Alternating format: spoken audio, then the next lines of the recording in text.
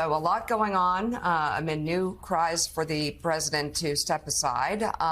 And the debate, you can hear it across the country. You can hear it across the country. You definitely can hear it, Mika, across the party. You know, in the Gospel of Matthew, Jesus said to religious leaders, every kingdom divided against itself is brought to desolation, and every city or house divided against itself will not stand. Lincoln, with the specter of a civil war rising over slavery, quoted Jesus, "A house divided against itself cannot stand." Lincoln said, "I do not expect the Union to be dissolved. I do not expect the house to fall, but I do expect it will cease to be divided. It will become all one thing or all the other." Lincoln encouraged his party in 1858 to stand together once again. Quote, "2 years ago, we did this under the siege of impulse of resistance to a common danger with every external circumstance against us." Lincoln's words then are all too relevant to the Democratic Party this morning. This morning, we report to you that there is a deep rupture running throughout the Democratic Party, a split tearing at the party's very foundation, a divide that's only going to serve to elect a man who has repeatedly promised to be a dictator on day one. President Biden is on one side of that Democratic divide. We all know Biden supporters saved American democracy in 2020 by defeating a malignant force promising to undermine the Constitution itself, make common cause with America's enemies, and refuse to accept any Democratic election result that declared him defeated. President Biden endured the bloody aftermath of January 6 riots, the stealing of nuclear secrets and sensitive war plans by Trump, his calling for the execution of Joint Chiefs Chairman and the hanging of his own vice president, his writing that the Constitution should be terminated if that was required to overthrow election results. Against that grim backdrop, Mr. Biden passed more bipartisan legislation than any president this century. He created more jobs than any president this century. He led America out of COVID more strongly than any country on this planet, has overseen the strongest dollar in half a century and the strongest economic growth in the world. America's economy is the envy of the world, period. Under Biden, our military and alliances are stronger relative to the rest of the world than any time since World War II. This, my friends, is not a matter of debate unless you get your news from hucksters on TikTok or on a cable news channel that is allergic to the truth. Despite what Donald Trump says, America is great, America is strong, and America is respected across the world. Joe Biden's leading a NATO summit this week that with Biden's leadership is now the strongest alliance in the world's history. Now, on the other side of this divide are many of the most powerful Democratic politicians, thought leaders, and donors. And they are all saying privately, and they may soon say this publicly, that Joe Biden cannot win this election. That is now almost a universal sentiment among the hundreds of Democrats who have spoken out over the last 36 hours, many of whom have called me and voiced these very real concerns. They say Democrats' poll numbers are collapsing, fundraising is drying up, and any chance of saving the Senate and House from Trump rule over the next 4 years is vanishing before their eyes. Two sides in this Democratic divide with two compelling arguments, but the window on saving American democracy is closing. Joe Biden is dug in. He's got the votes. He's got the delegates. It is his rightful nomination. But also dug in are those who revere the president, but cherish American democracy even more. For them, this is a zero-sum game. That is why a handful of Democrats that President Biden greatly respects, Nancy Pelosi, Ted Kaufman, Jim Clyburn, Chris Dodd, John Kerry, Ron Klain, and his family, Jill, Val, and Hunter Biden, need to come together this weekend and talk about the consequences of this campaign and this candidacy on this country's future. Democrats have to unite against the immediate threat before America's 240-year constitutional republic is no more. Lincoln finished that 1858 speech telling his fellow party members, against strange, discordant, even hostile elements, we gathered from four winds and we fought the battle through under the constant hot fire of a disciplined, proud, and pampered enemy. Did we brave all then to falter now? Now, when that same enemy is wavering, disturbed, and belligerent? This result is not doubtful, Lincoln said. We shall not fail if we stand firm. We shall not fail if we stand together. Because so said Lincoln then, and so says a watchful and very worried nation now.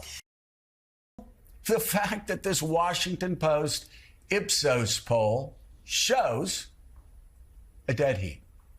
46% to 46%. Polls have been all over the place. A lot of the media polls have been bad. But this poll today will be one that Joe Biden will be holding up. Say, I'm tied. Show me. I've heard there's one poll that shows Kamala is. I tell you, I've seen a ton of polls.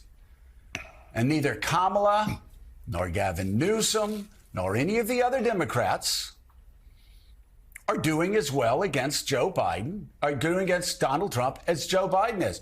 I am not making the argument that he stays in the race or goes. I'm just saying, here's an example why there's a great divide. Democrats who want him out will say, 2 out of 3 Americans, Mr. President, say you are too old to serve. You cannot win. And then Joe Biden will come back with the same poll saying, yeah, and I'm tied with Donald Trump. Tied with Donald Trump, even after the worst performance of my life. Explain that, Mike. Well, yeah, I'll try. Joe and Mika, you both know Joe Biden very well. And you know, in Joe Biden's mind, there's a huge difference between someone trying to push him out and people seeking to give him the option of leaving on his own. That's why what you mentioned at the top of the hour, the possibility of a group of people who he respects, knows, admires, and even loves, Nancy Pelosi, Jim Clyburn, John Kerry, Chris Dodd, others like that, gathering with him and talking this out. Because it has to be talked out, because right now he's being cannibalized by his own party, by different rumors and by different various senators and congresspeople saying, you know, it's time for him to leave. His problem is now one of reality and one of perception, both married together. The perception is, among a lot of people, since the debate, is that he's just too old to serve another term. And the problem politically is he has a strong base of support, oddly enough, among senior citizens, always had that support among senior citizens. Anybody 70, 75 years old or older is going to look at Joe Biden and think, knowing their own lives, saying, geez, it's possible he could die in office. That's a reality. And that's a reality that everyone has to deal with. He had a tough debate. He's talked about it. And Jonathan is correct. This afternoon at 5:30, that press conference is going to be vital to his survival as a candidate for the presidency. But before that, it's got to come down to a group of people who know and admire him, who he knows and admire him, people he trusts, sitting down in the White House and talking this through, rather than have this political death by cannibalization every single day. You know, Willie, we learned many things from the debate. We learned that Joe Biden obviously had something go terribly wrong with him that night, and we still don't know what it was. And as I've said before, for those carnival barkers that are screaming about a media cover-up, you find the person that saw Joe Biden like that and bring him on our show. We'll be glad to interview him because I never saw anything that looked like that. But it was horrifying that night. I say that to also say that in even the New York Times Siena poll, even after that horrific display, Joe Biden picked up independent voters. Even after a divided and desolate Democratic Party torn at the seams, while the Trump campaign is talking about a landslide now, they are planning for a landslide. We have a Washington Post Ipsos poll coming out this morning that says 2/3 of Americans consider Joe Biden too old to be president, and yet he is tied with Donald Trump, which, of course, is an argument for both sides. Joe Biden can say, I'm tied with Donald Trump. Right. The other side can say, yes, you're tied with Donald Trump, despite the fact you couldn't complete a sentence throughout an entire 90-minute debate. So let's get somebody in there who can, and just think how badly we will beat him. Again, that debate will go on. But one thing that can't be debated is a majority of Americans despise Donald Trump and find the thought of him being in the White House absolutely impossible to square with their vision of what a president should be. That's exactly right. And that's what I mean when I say these are two sides of good faith within the Democratic Party who want one thing, to make sure that Donald Trump does not return to the White House. And they have two different views about the best ways to prevent that from happening. Some believe it's to stay with Joe Biden. Others believe in the unknown. And they'd like to see a plan, I think, as part of the problem. OK, if Joe Biden steps aside, what's your plan? And we haven't heard a definitive plan other than handing it off to Vice President Kamala Harris, which, of course, makes the most sense. Others say open it up at the convention. But still no signs, Jackie Alemany, that the president is stepping aside. He sent that letter, could not have been more clear on Monday to congressional Democrats. I'm not going anywhere. He actually made many of the same points that Joe is saying this morning, which is the longer this goes on, the longer we fight this out in public, the more it helps Donald Trump. Let's get together. Let's fight this guy. Let's beat this guy. So what are you hearing on Capitol Hill right now? What we've heard is privately people are worried about Joe Biden. They're worried about his age. They may even think he needs to step aside, but they hesitate to say it publicly. Nancy Pelosi on this very show yesterday morning, of course, with some innuendo saying he needs to make a decision soon, talking about President Biden, to which the Biden campaign says he did make a decision. He sent that letter on Monday. He's staying in. So where is that Democratic caucus this morning? Yeah, Willie, well, that letter clearly wasn't clear enough for people like former Speaker Nancy Pelosi, who made big news, subtle news, but big news, and a significant reframing of the conversation on the show yesterday. And her interview really sent shockwaves through the halls of Congress, especially amongst Democratic aides and staffers who were all already on edge. There was this feeling last week when members were at home and were really frustrated and felt like there was going to be some momentum coming back into Washington, D.C. to maybe have some influence and try to convince Biden to potentially at least be open to the discussion of stepping aside. That conversation quieted early in the week. Then yesterday, Pelosi sort of reopened the door there, and it looks like she's kind of paving the way for a potential exit ramp, or at least providing cover for members, for these frontliners, these vulnerable Democrats who are seeing the polling that we're all talking about, and perhaps polling that we're not seeing, internal polling, that is showing some really damning results for them. As one House aide put it to me yesterday, a senior House aide, we have no path to take back the House if Biden remains at the top of the ticket. And I think that's why you're now seeing the former speaker speak out the way that she did, again, to try to reframe this conversation. She's an institutionalist. She's someone who lives and dies by the House. At the end of the day, that is her priority. Democrats need 4 seats to recapture the majority. There is a lot of, happy talk publicly about getting behind Biden and ultimately having Hakeem Jeffries be the Speaker of the House in a Democratic majority next year. But I think the writing's on the wall for an increasing amount of members that that's not going to happen if Biden stays at the top of the ticket.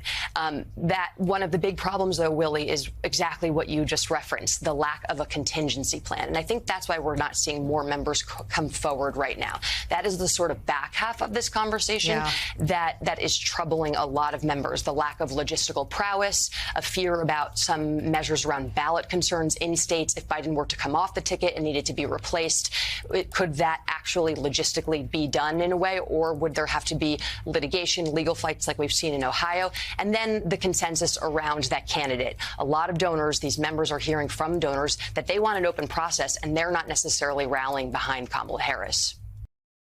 Let's bring to the conversation the chairman of the Democratic National Committee, Jamie Harrison.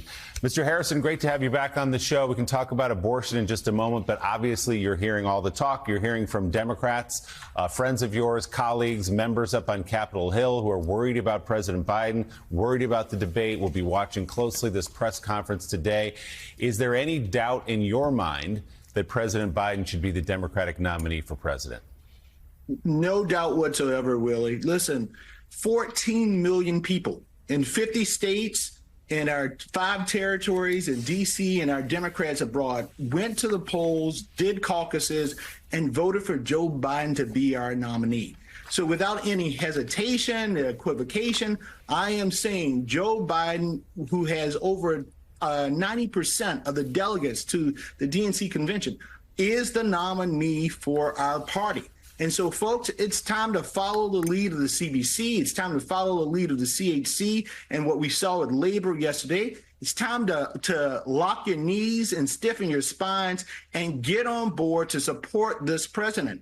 If you're spending more of your time on TV talking about Joe Biden than talking about Donald Trump and Project 2025, folks, you got to do a course correction. We got to focus on the greatest threat to American democracy that we have ever seen. And that is in Donald Trump, a man who ripped away women's right to control their own bodies for the first time in 50 years. The daughters who are growing up now have less rights than their mothers and their grandmothers. We cannot allow that to continue and to happen. And the focus has to be on beating Donald Trump. And Joe Biden has done it before, and he can do it again. So, Chairman Harrison, no question the stakes of the election are as high as you say. We should note, though, that so many of these primary ballots were cast before that debate. These voters now have new information, and so do lawmakers. And I guess my question to you is, how do you respond to really influential Democrats like former House Speaker Pelosi, who yesterday made clear she was not ready to just go along with a Biden campaign? What is your answer to them? Well, the speaker made clear that she supports Joe Biden, has always supported Joe Biden, and will support Joe Biden. You know, this is the thing that folks have to understand. Why do you vote for a president? Do you vote for a president because of their age? Do you vote for them because they debate well? Hell, if debating well was the real key to winning elected office, I'd be a U.S. Senator right now because I dragged Lindsey Graham's behind across that debate stage. That's not why you vote for a president. You vote for a president to get stuff done. And what president has gotten more stuff done than Joe Biden? This has been the most consequential, the most transformational president of my lifetime. I'm 48 years old. Think about the things that he has done to improve the lives of the American people.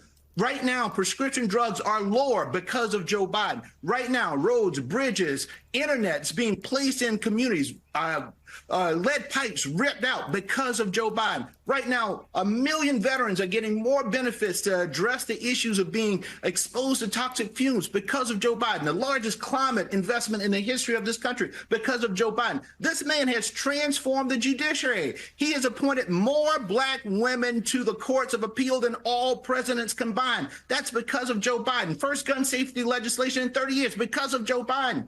I can go on and on and on about how this man has transform this nation as president. That's why you vote for a president. Donald Trump can't claim that, but Joe Biden can.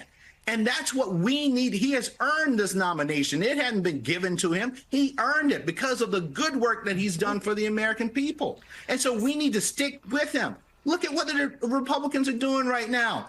This guy has been convicted, Donald Trump, 34 times convicted felon, found liable of sexually assaulting a woman. And we're going to send that to the White House? Wake up, America. Wake up, Democrats. It's time to stiffen your spines and knock your knees and be for your president. Stop with all of the hand-wringing. Let's focus on winning this election, not for Joe Biden, but for the American people. So, Chairman, when you hear Donald Trump in Florida last night and the kinds of things that he was saying at that event, and I erroneously quoted a Truth Social post about Kamala Harris, which is a fake, and that is my mistake. But when you hear him and the kinds of things he was saying in Florida, how do you account for the kinds of polls that Democratic congressmen are telling reporters they're seeing that show the Democrats doing so badly in House races in November, given what Donald Trump is saying out on the campaign trail this week? Well, this is the difference right now. Donald Trump is a lunatic. We all know that. He's a narcissistic liar who wants to be a dictator on day one. His Project 2025 allows that to happen. His Supreme Court that says he has blanket immunity to do whatever the hell he wants allows him to do that. And what you have seen on the Republican side is them falling in line, knowing all of that they've known, twice impeached and all, falling in line.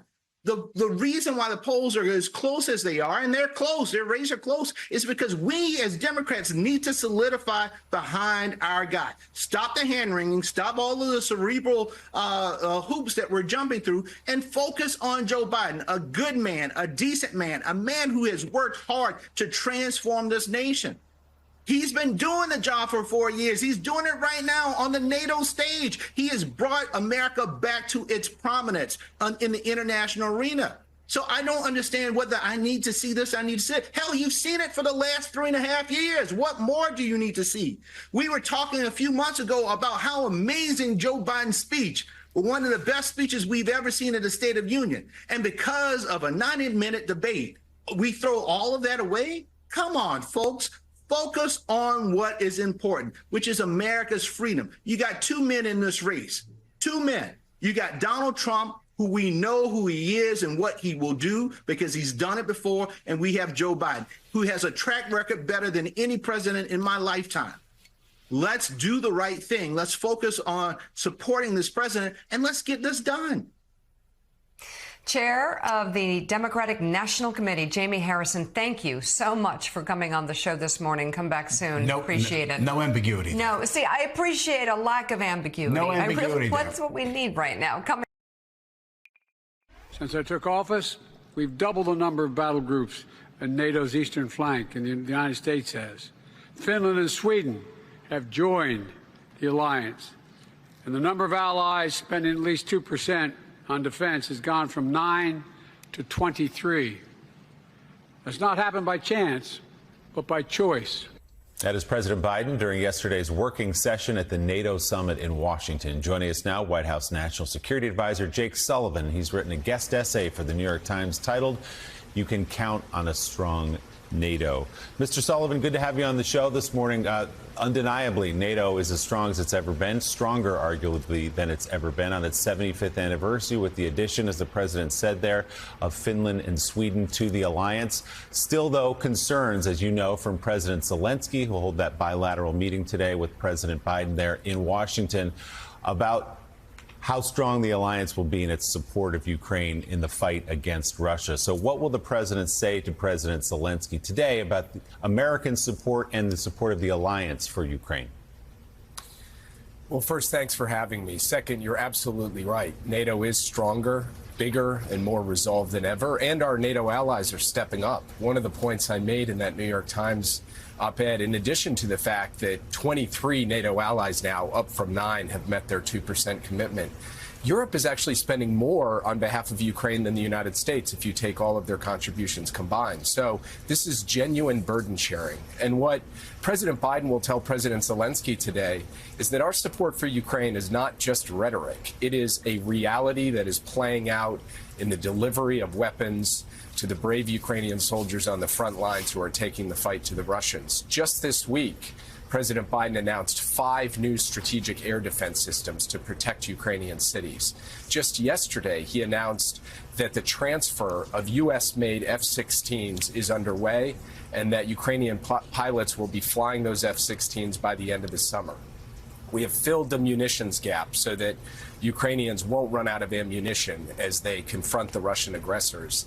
And President Biden and President Zelensky will also be able to talk about all of the other dimensions of the strategy to ensure that Russia fails in this war and Ukraine prevails. So, Jake, I think it's a good time on the 75th anniversary to perhaps remind people, especially given the last 5 or 6 years where you had a president, the previous president, who questioned why we were even in NATO, why we were spending money, why Europeans weren't spending more money.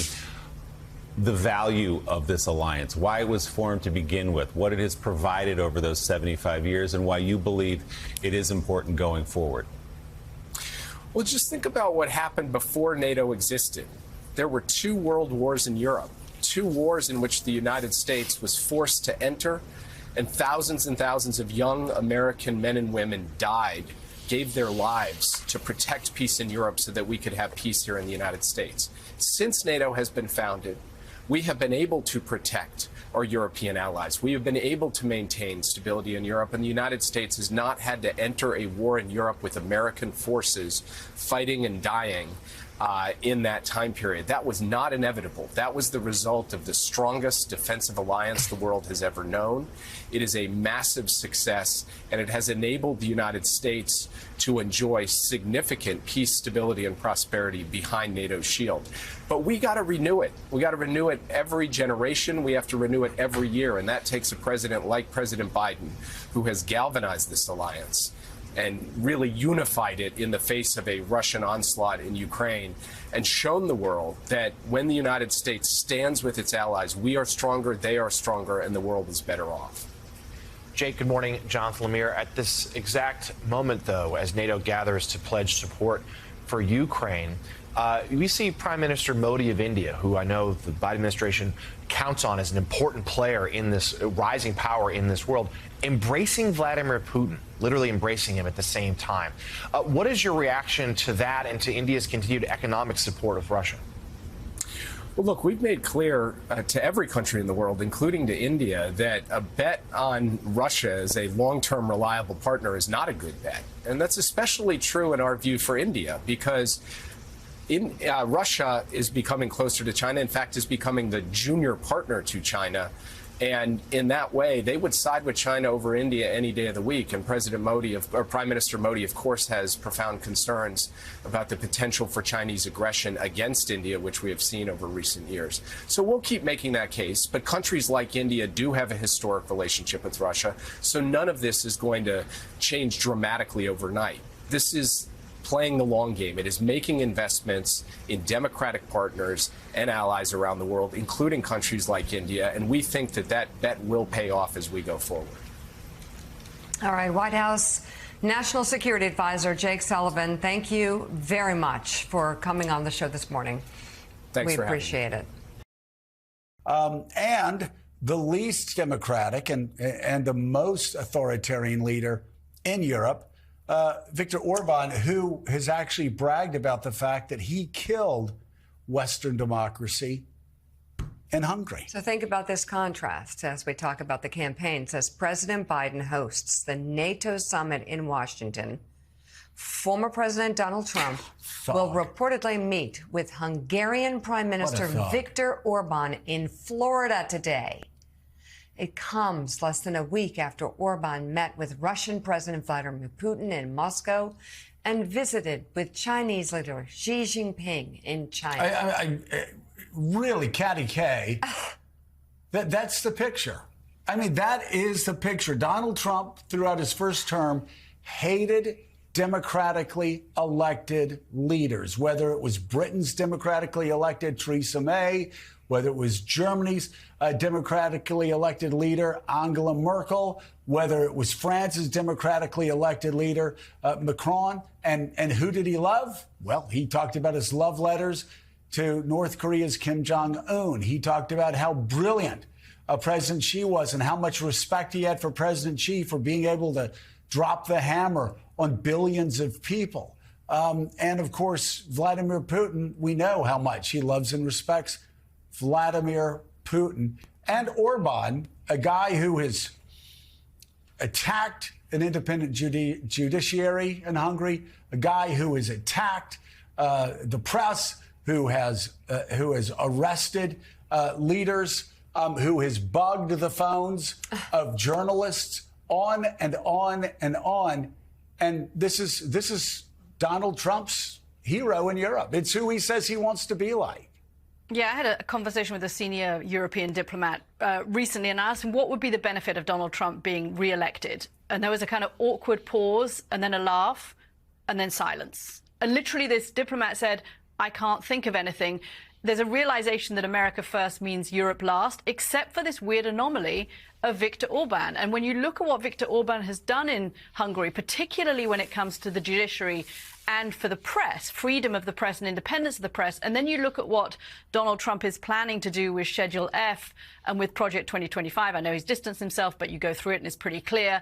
It actually looks strikingly similar to the kinds of restrictions on the DOJ, on the judiciary in Hungary and on the press in Hungary as well. And it's that limiting of democratic freedoms that we're starting to see play out in the kind of playbook for a Donald Trump second term. Chris, and here is more from the Washington Post poll we mentioned a few moments ago. The latest Washington Post ABC News Ipsos poll finds that 2/3 of U.S. adults want President Biden to step aside and let someone else run.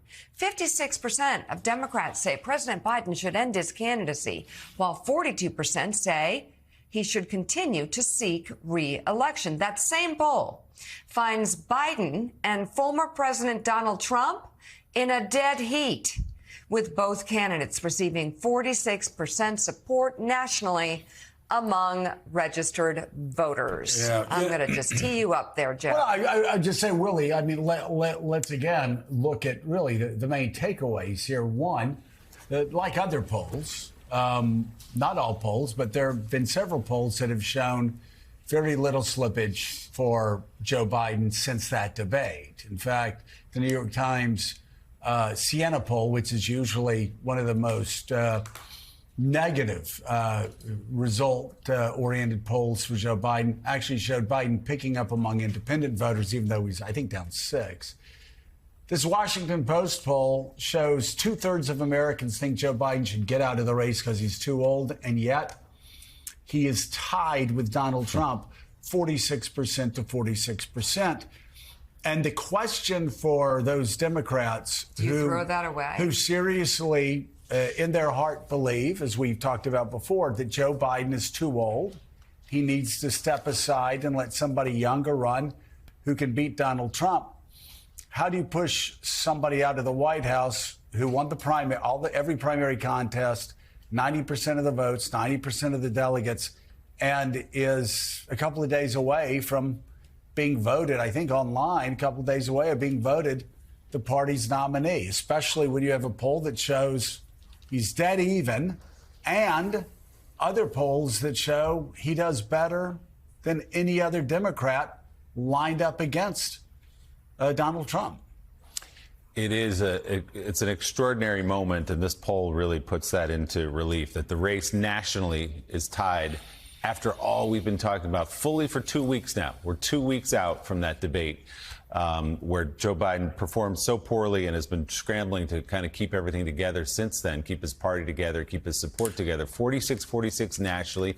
We will say again, some of the battleground state polls, the ones that really matter, have seen Donald Trump increase his margins there a bit since the debate, but most of those still are within the margin of error. But you're right, 46% of Democrats say he should get out of the race. 67% of adults in this new poll say he should get out of the race. But it's still Those numbers you're looking at are the same numbers we saw since April. I would point out that in this poll, Joe Biden's approval rating among all voters and among Democrats, exactly where it was in April. He's still the guy they believe that if he does decide to stay in the race, 92% again of Democrats say they will support him in this new poll. So, Chris Matthews, with all of that as a backdrop, fascinated to hear your thoughts about this moment, where we are, whether this president should move forward, whether he should step aside and open the door to the great unknown for Democrats. Many Democrats appear willing to take that risk and see what's behind the door. What do you think? Well, I think we have to look at all the facts, and one of the facts is Joe Biden. He's a fact. This guy has earned his way to this position in life, United States president. He got here the long way. In 1972, he ran against Caleb Boggs, a 3-term congressman, a 2-term governor, a 2-term U.S. senator, and he beat him. He beat him well. And he rode around in a car the next day and was celebrated for having pulled that upset because he put out no television in Wilmington or Delaware. He put out literature the weekend before delivered by volunteers, which was a brilliant piece of literature. John Martilla did it. He is a politician who's been good at it. He's been reelected every time since then in Delaware with pretty healthy majorities. In life, he lost his wife and he lost his daughter, and he found Jill. Now, who's he going to listen to, Jill or George Clooney? I'm telling you, it's personal. He's had the elite, and it's so true about the elite. He is absolutely right about the elite. Look at President Obama. He served for 8 years loyally, and yet Obama backed Hillary Clinton for president and didn't back him. But I hear he never even invited him upstairs. He had a good reason to be resentful, but he isn't. He puts up with it with the elite. But right now, he's got the poor people. He's got minorities. He's got Hispanics. He's going to put out the labor. He's going to hold that base of the Democratic Party, which he will need in November. And I'm telling you, people are going to end up rooting for him in October because he will have a comeback. And in this elite-fashioned attack on him, they're going to pay for it. But in the end, they're going to end up voting for him. So I think Biden will be the little guy. He'll be the Democrat in this race, the true Democrat. And he's going to get people to turn for him in October. It's going to be stunning. He is not quitting. He is not built to quit. That's what I think. And I think it's the most important thing we're going to resolve here by tonight. I hope he's prepared to face the press. The press will not be easy on him. They've been kept from him. The New York Times editorial board never got to interview him before they came out against him. Philadelphia Inquirer the same way. He has not been available to the press. The people around him who come up this lunchtime to meet with the senators have to explain that. They have to explain why they have kept him in a witness protection program for all these months. Why haven't they let the press meet with him?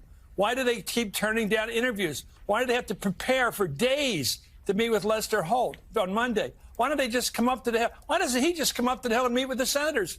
You're up there, I'll be there in a half hour. Oh, I'll be there in 10 minutes. Just get it over with. Meet with them because they've kept them from meeting with him. And I think this is a real question they're going to have to answer. That would be Mike Donilon and Steve Ricchetti and Dylan. All three of them have to answer that question today at noon.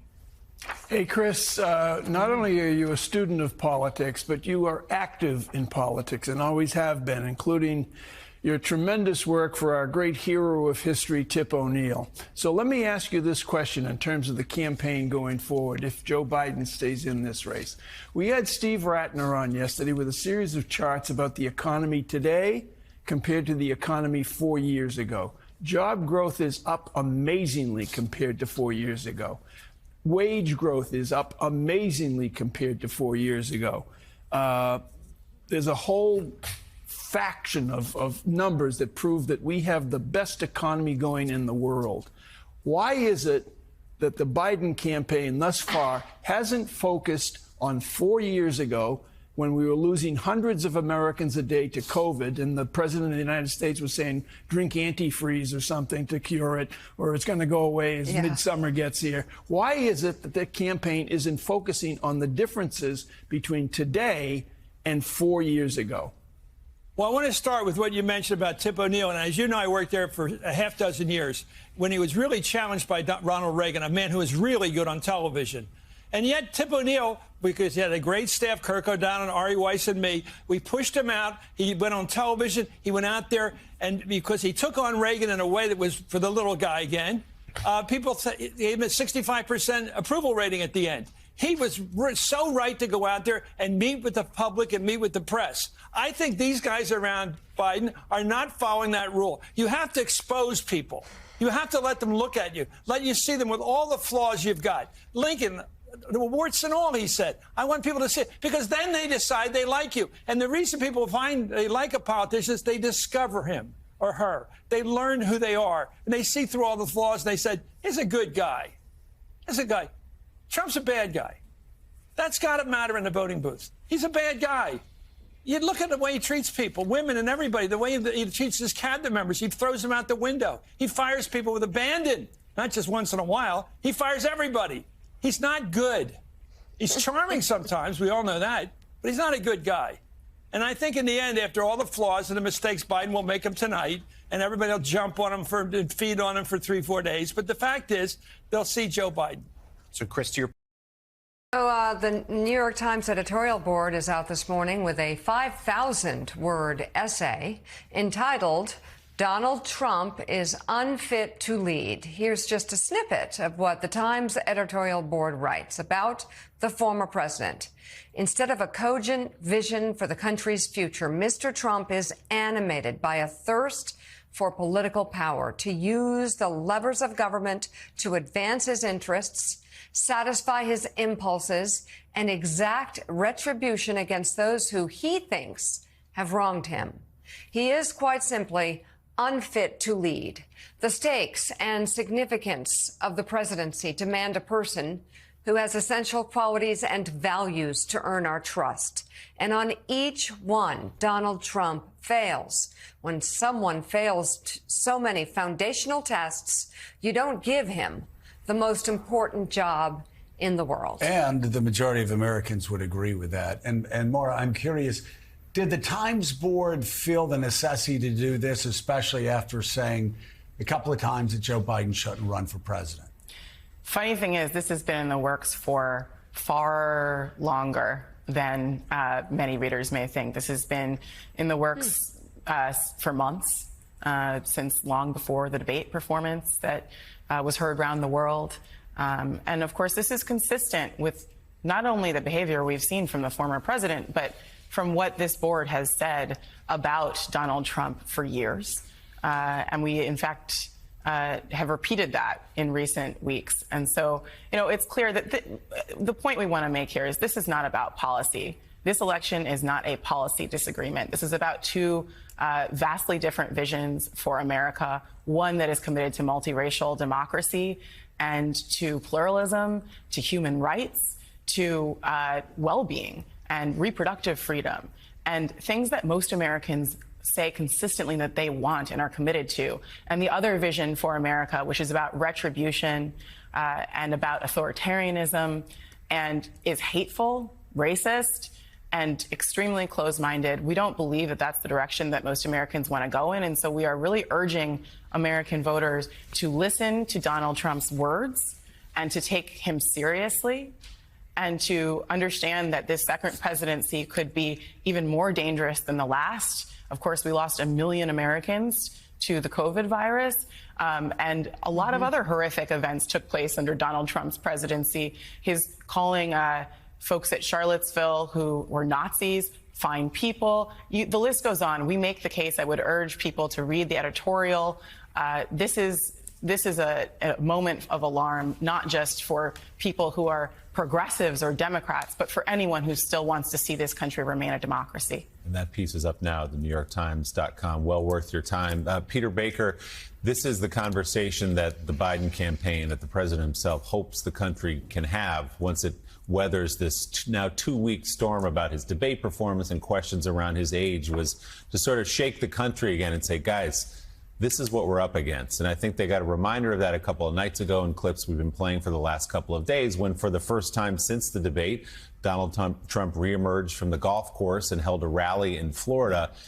And the country could see again, for the first time since the debate, the ugliness, the insults, the lies, all of the things that he does when he gets up on stage during a rally and say, oh, right, that's the guy. That's the comparison to Joe Biden. And that's where the White House and the campaign hopes this conversation will go. Yeah, I think that's exactly right. First of all, let me just say for viewers who may not understand exactly how it works, that Mara editorial section is separate from our news section, so we don't work for the same parts of the paper. And we're on the news side. We don't take positions one way or the other. Obviously, the editorial side is supposed to do that kind of thing. But from the news side, it's clear that this whole debate about Joe Biden is actually a debate about Trump. It's a debate hovering over the question of whether Biden should stay in the race or whether some other Democrat should take the campaign forward. Is this crushing need on the part of Democrats, as they see it, to beat Donald Trump, right? So it's not that they dislike Joe Biden. No Democrat is out there, there are some who are mad at him right now, but broadly speaking, he is popular within his party. The question is whether or not he can prevent what they see as an existential threat from returning to the Oval Office. And that is really driving this conversation, even more than his capacity to do the job. There's actually a second question, is like whether he can be president for 4 years effectively or not. That's subordinate to the question of whether or not he can beat Donald Trump as far as most Democrats in Washington are concerned. New York Times Chief White House Correspondent Peter Baker and member of the New York Times editorial board, Mara Gay. Thank you both very much for being on this morning. And coming up, as the NATO summit continues in Washington, our next guest says world leaders are bracing for Donald Trump's return to the White House. We'll dive into how Europeans are trying to Trump-proof the alliance. That's straight ahead on Morning Joe.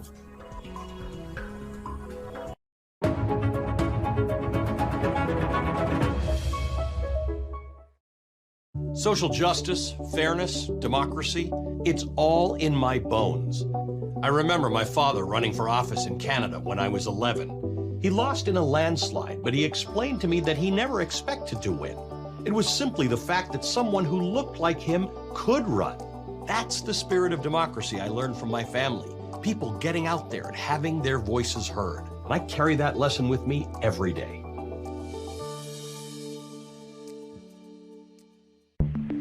Severe weather events have become an all too common part of our lives. They are growing more severe all the time, and their link to climate change is undeniable. Climate scientists have been warning more 100-degree days in future years. As a country and as a planet, we need to cut our emissions to try to limit the worst effects of climate change. Congress and the rest of the country needs to start taking this seriously, or it's just going to get worse. It's how we respond as a global community that's going to define the next chapters of the climate crisis. At the NATO summit yesterday, American and European officials announced Ukraine will begin receiving American-made F-16 fighter planes. While the conventional jets have long been sought after by Ukrainians, many experts noted it is unconventional military technology that also benefited Ukraine in its fight against Russia. That's one of the topics in the new book, Unit X, How the Pentagon and Silicon Valley Are Transforming the Future of War. And joining us now, the book's co-authors and former Defense Department officials, Raj M. Shah and Christopher Kirchhoff. At the Pentagon, they helped co-found the Defense Innovation Unit, or Unit X, which has fostered collaboration between Silicon Valley and the United States government. Gentlemen, good morning. It's great to have you both with us. Let's start at the beginning about how this idea came to be. It was during the Obama administration in 2015 under Defense Secretary Ash Carter. So, Raj, what was the initial idea? Was it that the Pentagon couldn't or was not keeping up with the fast pace of technology that was happening out west and decided it might be mutually beneficial? Yes, thanks, Willie. Secretary Carter was a real visionary. He had seen that technologies that were being pioneered in the commercial world, artificial intelligence, small drones, cybersecurity, were going to play a decisive role in deterring and winning war. And so he created this unit, Defense Innovation Unit Experimental, to try to bring back the Valley and the Pentagon's relationships together. And he had really seen that there was almost two types of ways that we built technology and bought it, the commercial way and the military way. And I personally got a glimpse of that in my first tour of combat in 2006, when I was flying an F-16 and had immense capability, but I didn't have a moving map. So I couldn't tell you which side of the border I was on Iraq or Iran. but I could take a $100 piece of commercial software that same year and figure out. So he was bringing that together. Which is amazing to think about now. We all have maps in our cars that shows exactly where we are at any time, and you couldn't figure out which country you were in any given moment until this came along. So, Chris, Silicon Valley is sort of a broad catch-all. Who are we talking about here? Who did the Pentagon actually go to at the inception of this program and say, we'd like to share technology? Well, there's a whole new generation of startups that have grown up in the wake of Defense Innovation Unit's investment in emerging technology. And they're producing everything from drones to autonomous sea vehicles to actually supersonic drones that the Air Force is about to buy 10,000 copies of. So there's a whole range of technology coming out of Silicon Valley, even spy satellites that are proving very decisive in conflicts like Ukraine and elsewhere around the world. So what are some, I mean, you may not be able to disclose the companies you worked with, but what kind of companies? We're talking about chip makers. Who did the Pentagon really want to work with? Yeah, companies like Anduril, companies like Capella Space, companies like Joby Aviation, which makes a flying car. And many of the technologies that these companies produce are actually today on the battlefield in Ukraine. And if you look at Ukraine, which really is the first drone war that we're seeing, there are incredibly dramatic developments happening that tell us that everything in war is changing. And one of them just happened last month. So last month, the Ukrainians had to pull back from the front lines all 31 of the M1A1 Abrams battle tanks that the U.S. provided the Ukrainian military. This is the most advanced tank in the world, in the U.S. arsenal and the arsenal of our adversaries. And a quarter of them were destroyed by Russian kamikaze drones. That tells people like Raj and me that a century of mechanized warfare that began in the First World War is coming to a close, a very dramatic shift. That's fascinating. Jonathan Lemire has a question for you. John? So, Raj, what was the buy-in then for Silicon Valley? Because there's definitely been some, in the past, some distrust between some of these tech companies and the Pentagon. What were those relationships like? Jonathan, when we first took on this task, it was a really tough time. When the Secretary of Defense Carter came and visited, he was the first sitting secretary to come to that region in 20 years. This was just in the wake of the Edward Snowden revelations about espionage. And so the relationship was really, really tough. But I think what was most difficult is that it's just really hard to do business with the government. The average contract would take 18 to 24 months to sell something to the government. And if you're a young startup, that timeline just doesn't work. And so we really had to rebuild trust to say, can we find great companies, put them under contract, and really accelerate that innovation into the hands of the warfighter? And I think this is what that unit was successful in doing. And now we fast forward 10 years later, and there's a boom in companies and venture capitalists, and most importantly, smart entrepreneurs that want to build companies around national security and to help, protect democracies against authoritarianism. So, Christopher, you mentioned the Ukraine war being the first drone war, I believe you said. What are some other advancements that could be slightly down the road that for military technology that could further change how we think of modern warfare?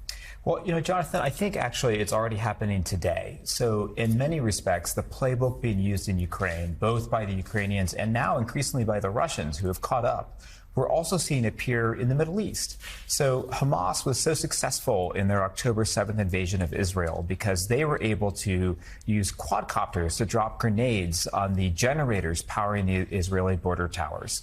Similarly, today, Hezbollah is using loitering munitions to effectively depopulate the first 10 miles of northern Israel along the Lebanese border, causing 85,000 Israeli citizens to have to evacuate. And if you look at the Red Sea, today, Houthi rebels are using autonomous sea drones to harass global shipping, the 12% of global shipping that passes through the Red Sea. So we're already seeing dramatic changes around the world. And as we go forward, I think we're going to see even more changes as systems that are autonomous are increasingly powered by even more effective artificial intelligence. Kind of a shocking nugget from the book is that the iPhone that we carry around in our pocket has a processor 100 times faster than the F-35 fighter jet, which is arguably the most or one of the most sophisticated planes in the world, which is why Unit X is here, right, to bring those technologies together. The new book, Unit X, How the Pentagon and Silicon Valley Are Transforming the Future of War, on sale now. Co-authors Raj Shah, Christopher Kirchhoff, thank you both for being here. Thanks, Willie. Hey there, MSNBC fans. I'm Luke Russert, and be sure to join me, Rachel Maddow, Jen Psaki, Lawrence O'Donnell, Steve Kornacki, Joy Reid, and many more September 7th in Brooklyn. MSNBC Live Democracy 2024. Click on the link for ticket information. We will see you there.